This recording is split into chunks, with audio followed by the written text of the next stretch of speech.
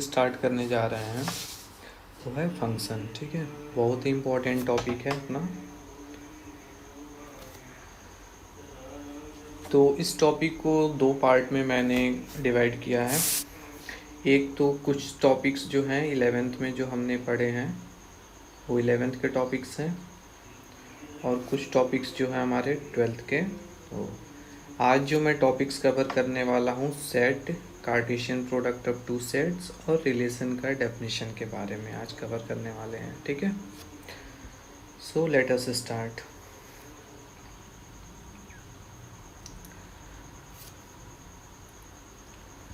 Set क्या चीज़ है? Set simple शब्दों में कहा जाए तो सेट क्या है? Collection of object. किसी भी ऑब्जेक्ट्स का या एलिमेंट्स का कलेक्शन क्या होता है? हमारा सेट होता है। अगर मैथमेटिक्स के टर्म में कहा जाए तो क्या कहा जाएगा? सेट क्या है हमारा?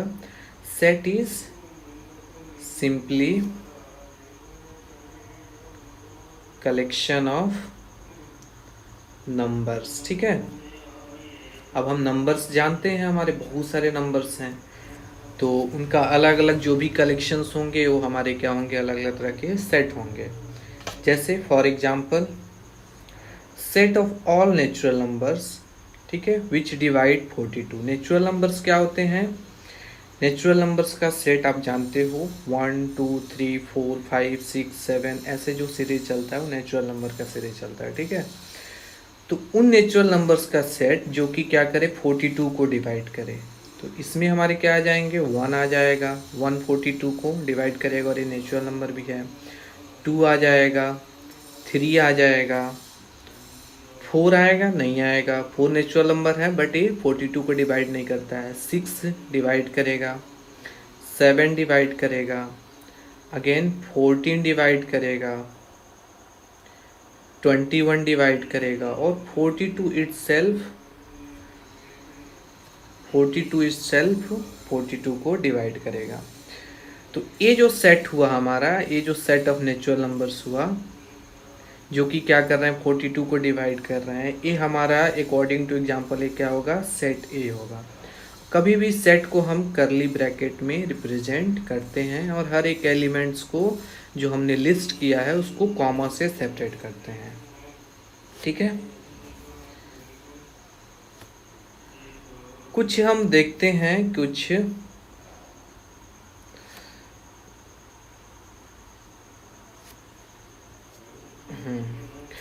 अब कुछ स्पेशल सेट्स की बात कर लेते हैं। स्पेशल सेट्स हमारे कौन कौन से हैं? जैसे यहाँ पे N, Z, Q, R, Z plus, Q plus, R plus, ये जो भी दिखाए जा रहे हैं ये सारे स्पेशल सेट्स हैं हमारे। ये क्या क्या रिप्रेजेंट करते हैं देखते हैं। एन जो है हमारा, एन क्या रिप्रेजेंट करता है? Set of all natural numbers. ठीक है, नेचुरल नंबर्स का जो सेट बनेगा वो क्या बनेगा? उसको हम एन से डिनोट करते हैं। जनरली जब हम डिनोट करते हैं तो इसको बोल्ड में रखते हैं एन। तो एन में हमारे क्या क्या एलिमेंट्स आएंगे? एन में जो सबसे स्मॉलेस्ट एलिमेंट होगा 1 होगा, ठीक, 2 होगा, 3 होगा, 4 होगा, ऐसे ये चलते जाएगा। राइट, इसमें इनफाइनाइट नंबर ऑफ एलिमेंट्स होंगे। ठीक, उसके बाद अगला जो है जेड। जेड हमारा क्या है? जेड है set of all positive integers. ठीक, ये सारे स्टैंडर्ड सेट्स हैं। इन सिंबल्स को हम आगे भी देखेंगे, बहुत सारे प्रॉब्लम्स में ये जो स्टैंडर्ड्स नोटेशन है सेट के ये दिखते हैं। तो जेड क्या होगा? Z of set of all, sorry, Z is set of all integers. Right, integers भी क्या है? इंटीजर्स अगर हम कहें तो इंटीजर्स में इस सेट में क्या क्या एलिमेंट आएंगे? 0 1 2 3, इधर ऐसे चलते जाएगा। इधर नेगेटिव में -1 -2, इधर -3, ऐसे चलते जाएंगे। तो जो जेड है हमारा, जेड ऑफ ऑल इंटीजर्स, इस सेट में हमारे एलिमेंट्स आते हैं। क्यू क्या है? Q is Q is set of, again इसको मैं बोल्ड में लिखने की कोशिश कर रहा हूँ। Q क्या है? Q is set of all rational numbers. Rational numbers क्या होते हैं? वो नंबर्स जो 10th में आप पढ़े होगे, जो कि P/Q के फॉर्म में लिखा जा सके। और डेसिमल नंबर के फॉर्म में बात की जाए तो रैशनल नंबर क्या होते हैं?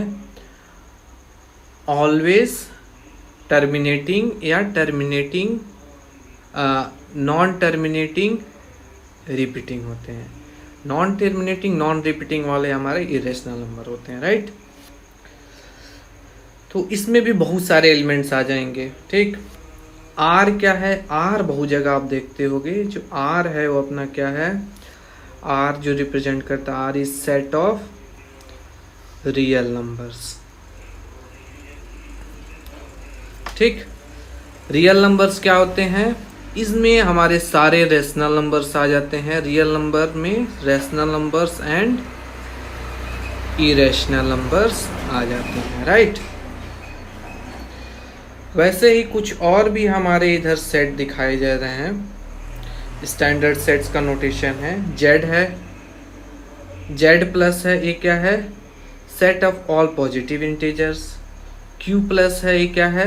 क्यू रिप्रेजेंट करता है set of rational numbers. Q plus आ गया तो set of all positive rational numbers. R पे पावर प्लस अगर लग गया तो R set of real numbers है, तो आर पी पावर प्लस क्या होगा? Set of all positive real numbers, ठीक। सेट का रिप्रेजेंटेशन दो तरीके से किया जाता है। एक होता है हमारा रोस्टर फॉर्म। रोस्टर फॉर्म में सारे जो एलिमेंट्स होते हैं सेट का, उसे हमें मेंशन करना होता है। जैसे सेट ए है अपना ए, इसमें हमने सारे एलिमेंट्स को, सेट ए का डिस्क्रिप्शन ये था कि उसके एलिमेंट्स क्या होंगे? वो नंबर्स होंगे जो डिवाइड कर रहे हो 42 को। तो सेट ए के जो सारे एलिमेंट्स को हमने यहाँ पे डिस्क्राइब किया है। तो ये जो तरीका है लिखने का सेट का, इसी को हम कहते हैं रोस्टर फॉर्म तरीका या सेट बिल्डर फॉर्म, ठीक है। रोस्टर फॉर्म या टेबलर फॉर्म कहते हैं। सेट बिल्डर फॉर्म क्या होता है? सेट बिल्डर फॉर्म एक, इससे क्या होता है, एक तरह से कॉम्पैक्ट फॉर्म में लिखने का एक तरीका होता है, और इसकी प्रैक्टिस हमें करनी चाहिए लिखने की, ठीक है। इसमें क्या करते हैं? सबसे पहले हम देखते हैं कि जो सारे एलिमेंट्स है सेट के, उनमें क्या कॉमन प्रॉपर्टी है, ठीक है। सबसे पहला चीज, तो जैसे ये सेट है, इनमें हम कॉमन प्रॉपर्टी क्या फाइंड करेंगे? ये जो सेट है अपना, इसमें कॉमन प्रॉपर्टी क्या है कि all these numbers divide 42। Common property एक दिख रहा है हमें।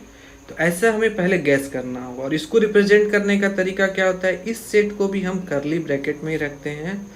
हर एक एलिमेंट को कोई सिंबल x दे देते हैं, और उसके बाद लिखते हैं सच दैट। ये होता है हमारा सिंबल सच दैट का। और x के बारे में हमें डिस्क्राइब करना होगा। x क्या है? जो भी एलिमेंट है सेट के, वो क्या है? x is a natural number which divides 42, right. तो इसको हम करली ब्रैकेट वैसे क्लोज कर देंगे, ठीक। इसको और भी तरीके से लिखा जा सकता है कि ए सच दैट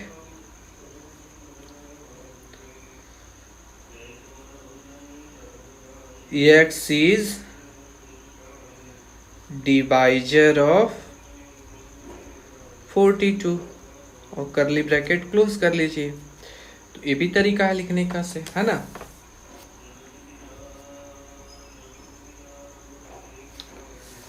तो ऐसे हम सेट का रिप्रेजेंटेशन कर सकते हैं रोस्टर फॉर्म और सेट बिल्डर फॉर्म में। और इस पे हमें बहुत प्रैक्टिस या थोड़ा समझदारी दिखानी होगी इस रिप्रेजेंटेशन में। आगे बढ़ते हैं, कुछ क्वेश्चंस देखते हैं। इनमें कहा जा रहा है कि सारे सेट को हमें रोस्टर फॉर्म में लिखना है। रोस्टर फॉर्म में हम कैसे लिखते हैं? रोस्टर फॉर्म में लिखने के लिए हम क्या करते हैं, हर एक एलिमेंट सेट का हम मेंशन करते हैं, राइट। तो अगर यहाँ पे एक सेट ए है जिसके बारे में कहा जा रहा है, एक किस फॉर्म में लिखा गया है, देखने से पता चल रहा है written in set builder form, right.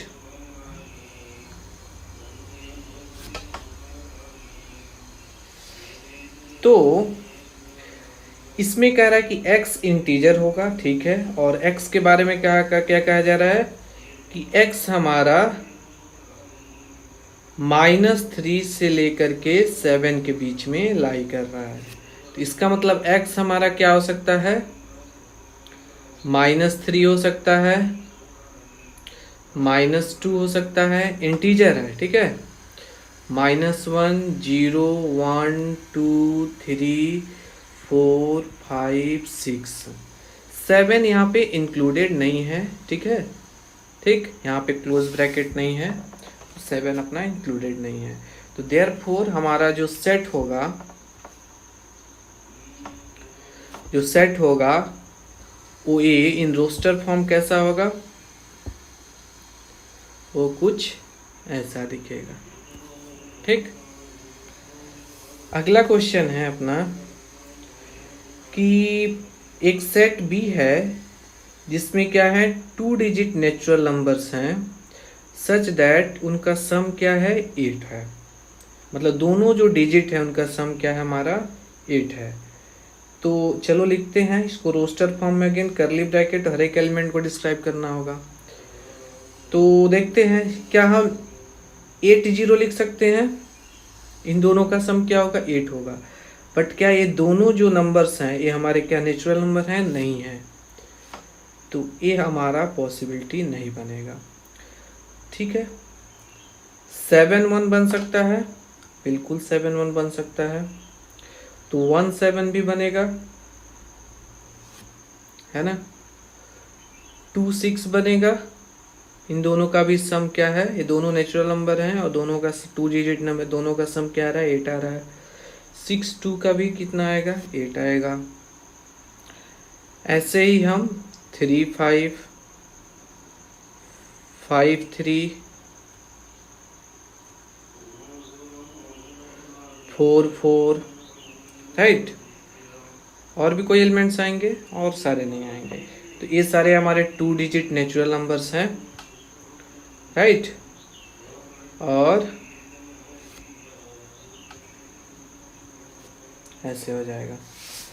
अगला क्वेश्चन देखते हैं कि सेट सी के बारे में कहा जा रहा है कि सेट सी है जिसके एलिमेंट्स क्या हैं प्राइम नंबर, और वो प्राइम नंबर्स जो कि क्या करते हैं डिवाइड करते हैं किसको 60 को। तो पहला एलिमेंट क्या हो सकता है 1 प्राइम नंबर है, नहीं है, लेकिन 1 60 को डिवाइड करेगा। तो पहला एलिमेंट 1 नहीं होगा। 2 प्राइम नंबर है, हाँ 2 प्राइम नंबर है। और 260 को प्राइम नंबर क्या होते हैं जिनके जो कि तो प्राइम नंबर्स वो नंबर्स होते हैं जो कि खुद से डिविजिबल होते हैं और 1 से डिविजिबल होते हैं और किसी से डिविजिबल नहीं होते हैं। 2 एक प्राइम नंबर है जो कि 60 को डिवाइड कर रहा है। 3 भी एक प्राइम नंबर है जो कि 60 को डिवाइड कर रहा है। 4 एक नंबर है जो 60 को डिवाइड करेगा, बट 4 प्राइम नंबर नहीं है। 5 एक प्राइम नंबर है जो कि 60 को डिवाइड करेगा। उसके बाद आगे जो भी नंबर्स होंगे जो 60 को डिवाइड करेंगे वो प्राइम नंबर नहीं होंगे। तो हमारे सेट सी में यही एलिमेंट्स आएंगे। 60 को डिवाइड करने वाले बहुत सारे नंबर्स हैं, मतलब उसके फैक्टर्स बहुत सारे हैं। तो सेट सी में अपना यही आ जाएगा।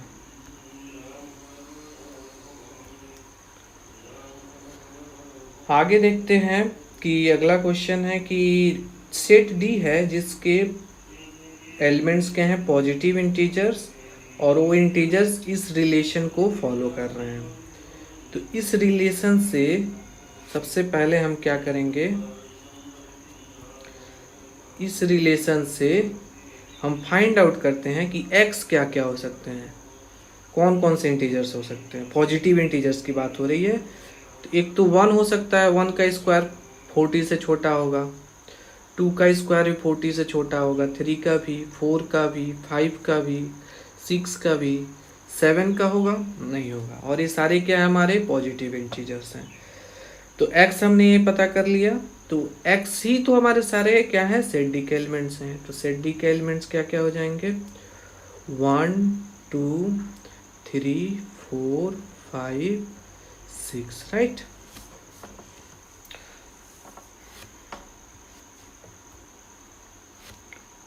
आगे कह रहा है कि सेट ई है जिसके एलिमेंट्स क्या हैं, लेटर्स हैं, किसके, ट्रिग्नोमेट्री वर्ड के। तो ये तो बहुत सिंपल है। ट्रिग्नोमेट्री वर्ड में कौन कौन से लेटर्स हैं, टी है, आर है, आई है, जी है, ओ है, एन है, ओ तो हमने लिख लिया है तो फिर से लिखने की जरूरत नहीं है, एम है, ई है, टी लिख लिया है, आर भी लिख लिया है, वाई है। तो इस सेट के सारे एलिमेंट्स क्या होंगे, लेटर्स होंगे, और ये सारे हैं, ठीक है। आगे बढ़ते हैं। आगे कह रहा है कि जो भी हमारे सेट हैं, इस क्वेश्चन में क्या है कि सारे क्वेश्चन में जो सेट का डिस्क्रिप्शन है वो किस में है, रोस्टर फॉर्म या टेबुलर फॉर्म में, राइट। इनको हमें किस में लिखना है, सेट बिल्डर फॉर्म में। तो सेट बिल्डर फॉर्म में सबसे पहला चीज़ हमें क्या करना होता है कि सारे एलिमेंट्स को देख के एक बार ऑब्जर्व करना होता है। तो इनमें हम एलिमेंट्स देखेंगे तो 3 है, 6 है, 9 है, 12 है, राइट। तो ये सारे जो एलिमेंट्स हैं ये क्या हैं हमारे, ये दिख रहे हैं, ये 3 के टेबल में आते हैं, मतलब कि मल्टीपल्स ऑफ 3 हैं। तो अब इससे हमें पता चल गया कि जो सेट ए के एलिमेंट्स हैं क्या हैं, मल्टीपल्स ऑफ 3 हैं। तो इसको हम क्या लिखेंगे, उस एलिमेंट को x सिंबल से हम डिनोट करते हैं इसमें, और लिखेंगे कि x is multiple of 3 and x multiple of 3 में तो 12 से भी बड़े नंबर्स हैं ना, 15 है, 18 है, 30 है, बट x क्या है हमारा 12 तक ही है, ठीक है। दूसरा तरीका ये हो सकता है ऐसे लिखने का कि a x such that x is equal to 3n, और यहाँ पे n के बारे में लिख दीजिए वेयर। ये जो सिंबल है क्या बताता है, वेयर को बताता है, वेयर n बिलोंगिंग्स टू 1 से लेकर के 4, ठीक। और n is a natural number, right, ठीक है। ये भी एक तरीका हो सकता है। इन दोनों डिस्क्रिप्शन से हम क्या कर सकते हैं, इस सारे सेट का एलिमेंट्स ऑब्टेन कर सकते हैं। अगला देखा जाए तो इसमें जो सेट के एलिमेंट्स हैं एक इसमें है, ये देखा जाए पहला एलिमेंट 1⁻1 है, दूसरा एलिमेंट 2⁻2 है, तीसरा एलिमेंट्स 3⁻3 है, 3⁻2 है, सॉरी 3⁻2 है ना। पहला एलिमेंट को भी हम कुछ ऐसे ही देखेंगे, तो एक कॉमन पैटर्न मिल गया हमें इन नंबर्स को देख करके, ठीक है। इस सेट के जो भी एलिमेंट्स हैं इनको देख करके हमें पता चल गया कि ये कुछ इस पैटर्न में है, ठीक। तो ये पैटर्न से हमें देख के क्या पता चल रहा है कि हर एक जो एलिमेंट है वो क्या है, पावर्स मतलब स्क्वायर ऑफ नेचुरल नंबर है ना। Square of natural number 1, square of natural number 2, square of natural number 3। x is square of natural number. दूसरा तरीका ऐसे हो सकता है, x के बारे में x such that x is equal to n square, where n is natural number. दूसरा तरीका ऐसे हो सकता है लिखने का। अब इसमें हम ऑब्जर्व करें तो हर एक सेट का जो एलिमेंट है, पहला क्या है, कुछ ऐसे है 1+1। दूसरा कैसे है, ऊपर 2 है तो 2+1। तीसरा जो एलिमेंट है वो कैसे है, 3+1। तो ऐसे चलते जा रहा है। तो इससे हमें पता चल जा रहा है कि जो हमारा ये जो सेट है इसके एलिमेंट्स क्या होंगे, इसके एलिमेंट्स हमारे क्या होंगे, हर एक एलिमेंट को x सिंबल से डिनोट करते हैं such that x is equal to, formula हमारा क्या बनेगा, n डिवाइडेड बाई n+1।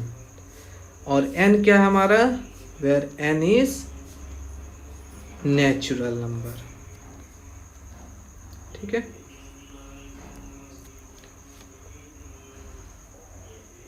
और दूसरा चीज हमें ये भी दिखाना होगा कि ये नेचुरल नंबर 6 तक ही जा रहा है। तो ज़्यादा बेटर ये रहेगा कि हम क्या लिखें कि where n belongs to natural number और n is less than equal to 6। ठीक है, तो ये ज़्यादा सही रहेगा। इस पे प्रैक्टिस करना हमें बहुत ज़रूरी है। इस तरीके से बात समझ में आ रही है, इन पे हमें प्रैक्टिस करने की बहुत ज़रूरी है सेट बिल्डर फॉर्म में सेट को लिखने का। क्योंकि आगे हम फंक्शन देखेंगे तो फंक्शन भी हमारा जनरली कुछ ऐसे ही पैटर्न में रिप्रेजेंटेशन होता है। ठीक है, चलो आगे देखते हैं। सेट के बारे में हमने देख लिया कि सेट क्या है अपना। सेट जो है क्या है, set is collection of numbers, और सेट का रिप्रेजेंटेशन रोस्टर फॉर्म में होता है और सेट बिल्डर फॉर्म में होता है, उनका रिप्रेजेंटेशन देख लिया। अब आगे देखते हैं कि दो सेट से हमें क्या चीजें मिलेंगी। तो Cartesian product of two set क्या होता है कि ये क्या है, ये भी एक तरह का सेट है। This is a set of all ordered pairs that are made using set P and two set P and Q। समझ में आ रही है। जैसे अगर सेट A हमारा A है और सेट B हमारा उसके एलिमेंट A हैं, तो ऑल पॉसिबल ऑर्डर्ड पेयर्स वो क्या क्या होंगे, ordered pair from set A to set B क्या होंगे,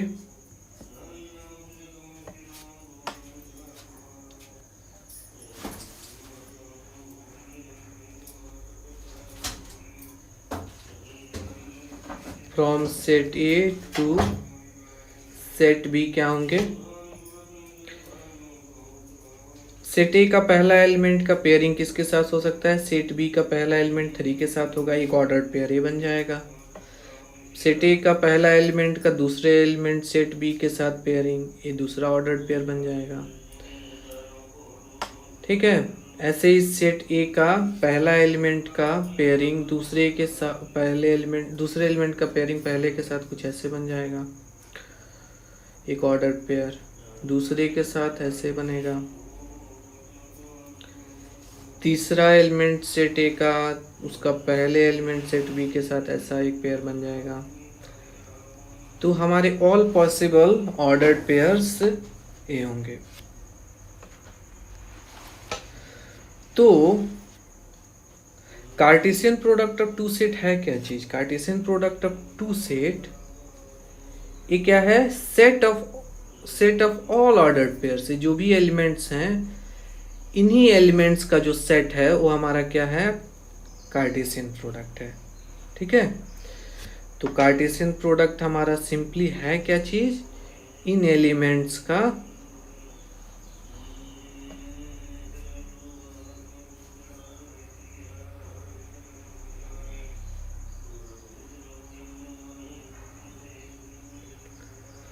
ठीक है, तो कार्टेशियन प्रोडक्ट है क्या चीज अपना? कार्टेशियन प्रोडक्ट हमारा इन्हीं एलिमेंट्स का सेट है। ठीक, जिसमें जो पहला एलिमेंट है जो हर एक ऑर्डर्ड पेयर का, वो क्या है? पहले सेट के हैं।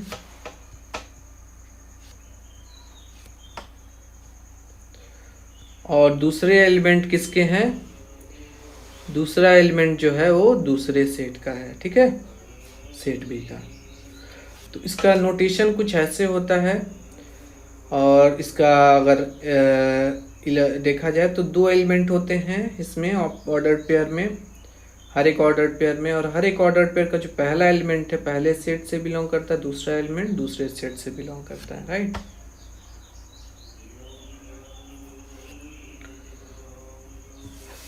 तो एक चीज अगर हम ऑब्जर्व करें तो हम पाएंगे क्या कि हर एक ordered pair show a relation of first element of set with element second element of the set. जैसे कि यहाँ पे 1 is related to 3, that is first element of the set A is related या paired with first element of the set B. तो हर एक हमारा ordered pair से क्या पता चलता है कि पहले सेट के एलिमेंट दूसरे सेट के एलिमेंट के साथ पेयर्ड हैं या रिलेटेड हैं। ठीक, तो यहाँ से हमारा बेसिक कंसेप्ट रिलेशन वाला अराइज होता है। ठीक है, कि ऑर्डर्ड पेयर्स अगर दो सेट से हम मिला के बनाते हैं तो उससे हमें क्या मिलता है? हर एक पेयर्स एक रिलेशन शो करता है पहले सेट से दूसरे सेट के बीच में। ठीक, एक इम्पॉर्टेंट, दो ऑर्डर्ड पेयर्स इक्वल कब कहलाएंगे? ठीक है, जब दोनों का फर्स्ट एलिमेंट और सेकंड एलिमेंट को क्या हो? कॉरस्पॉन्डिंगली इक्वल हो, तभी हम कहेंगे कि दो ऑर्डर्ड पेयर्स इक्वल हैं। ठीक है, तो ऑर्डरिंग बहुत इंपॉर्टेंट है। अब ये बहुत इंपॉर्टेंट है यहाँ पे कि अगर एक सेट है जिसमें p एलिमेंट्स हैं, एक सेट ए है और दूसरे में कितने नंबर ऑफ एलिमेंट्स हैं? q हैं, तो हमारे कितने ऑर्डर्ड पेयर्स बन सकते हैं? p मल्टीप्लाइड q, जो प्रोडक्ट होगा इसके बराबर हमारे total number of ordered pairs बनेंगे। जैसे कि इस सेट में हमारे कितने एलिमेंट्स थे? 3 थे, इसमें 2 थे, तो कितने हमारे ऑर्डर्ड पेयर्स बनेंगे इसमें? 3 मल्टीप्लाइड 2 6। दिख भी रहा है कि हमारे कितने बने हैं? 6 बने हैं यहाँ पे। राइट, तो ये बहुत ही इंपॉर्टेंट है, यहाँ से ऑब्जेक्टिव क्वेश्चंस आपके आ जाते हैं।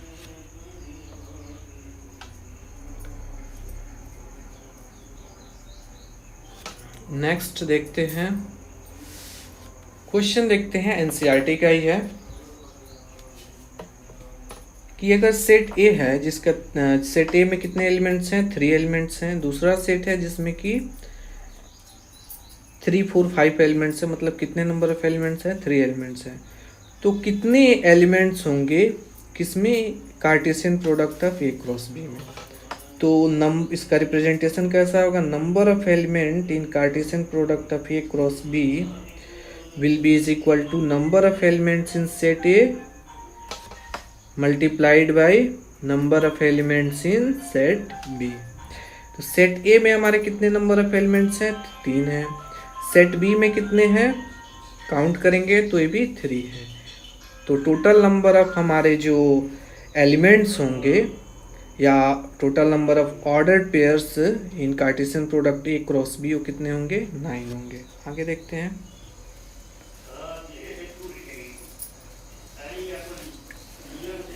अगला क्वेश्चन है एनसीईआरटी का। इसमें कह रहा है कि एक सेट है जिसके एलिमेंट हमारे ए बी सी हैं, दूसरे में केवल एक ही एलिमेंट है आर है।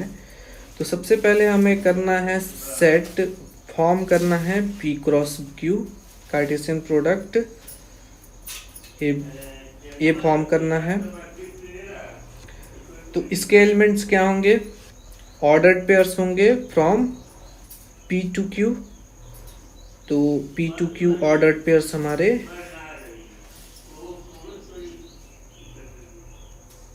ये रहेंगे।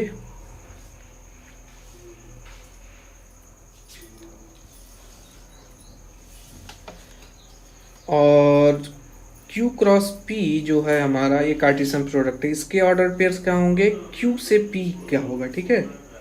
तो जो पहला एलिमेंट होगा उसको हम कुछ ऐसे लिख सकते हैं,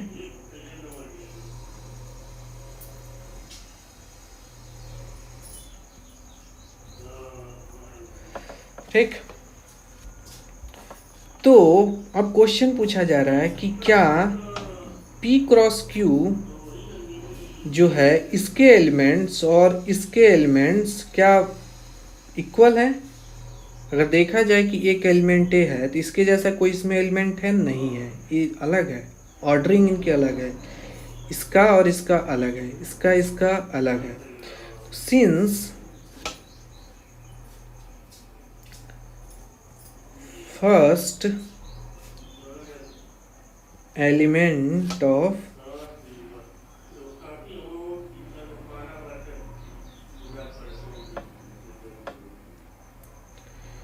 each ordered pair in Cartesian product PQ cross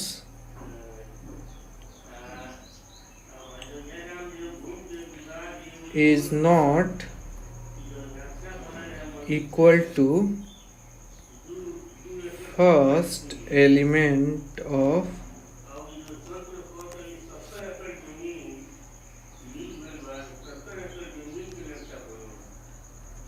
ordered pair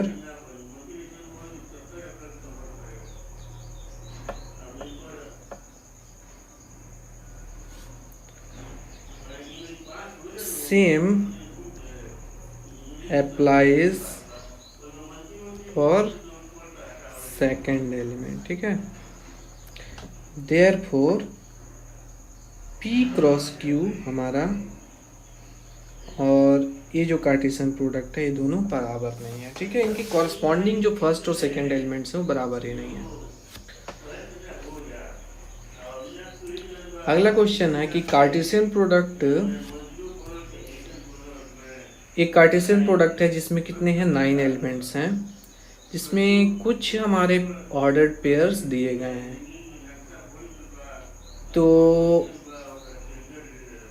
सबसे पहला चीज़ है हमें कि A क्रॉस A है कार्टेशियन प्रोडक्ट, इसमें कितने हैं, टोटल 9 एलिमेंट्स हैं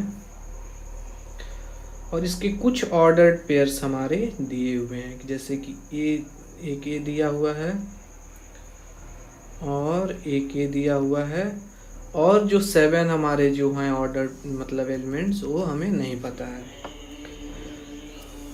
और ये जो भी ऑर्डर्ड पेयर्स बने हैं अगर ध्यान दें तो ये किससे बने हुए हैं, ऑर्डर्ड पेयर्स सेट ए के एलिमेंट से बने हैं, सेट ए के एलिमेंट से बने हैं।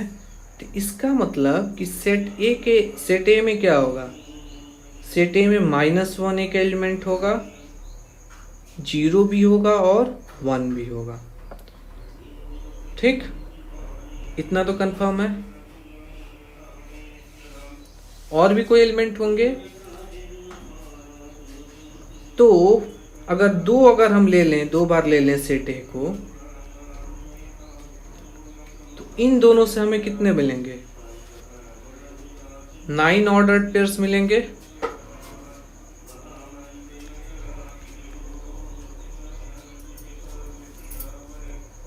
Cartesian product of set A with set A, 9 order pairs मिलेंगे।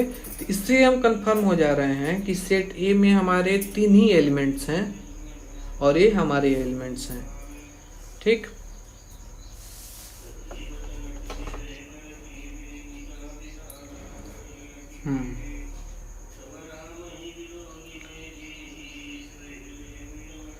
तो देखते हैं कि कौन कौन से हमारे ऑर्डर्ड पेयर्स होंगे। तो 2 तो हमारे, अगर हम देखें ऑल ऑर्डर्ड पेयर्स, तो ऑल ऑर्डर्ड पेयर्स क्या होंगे, -1 1 -1 -1 -1 0 -1 1 -0 -1 0 0 0 1 1 माइनस 1 1 0 1 1। तो ये हमारे सारे जो होंगे ऑर्डर्ड पेयर्स होंगे from set A to set A, ठीक। और ये सारे हमने लिस्ट कर दिए।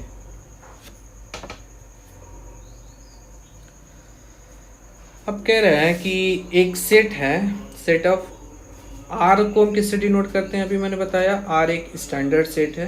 क्या है? Set of all real numbers, ठीक है। तो Cartesian product R cross R ये क्या रिप्रेजेंट करेगा?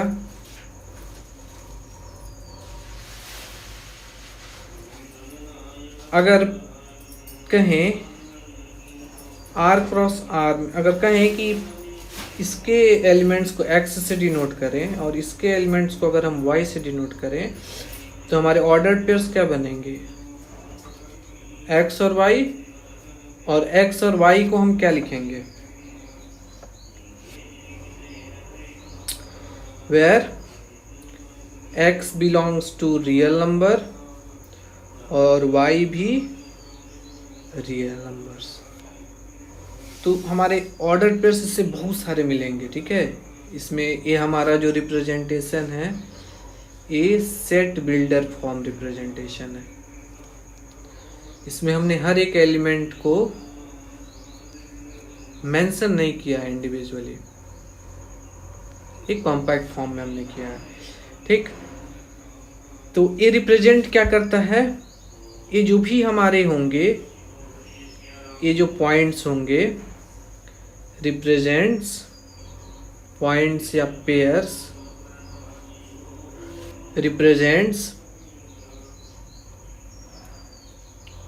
किसको रिप्रेजेंट करेंगे?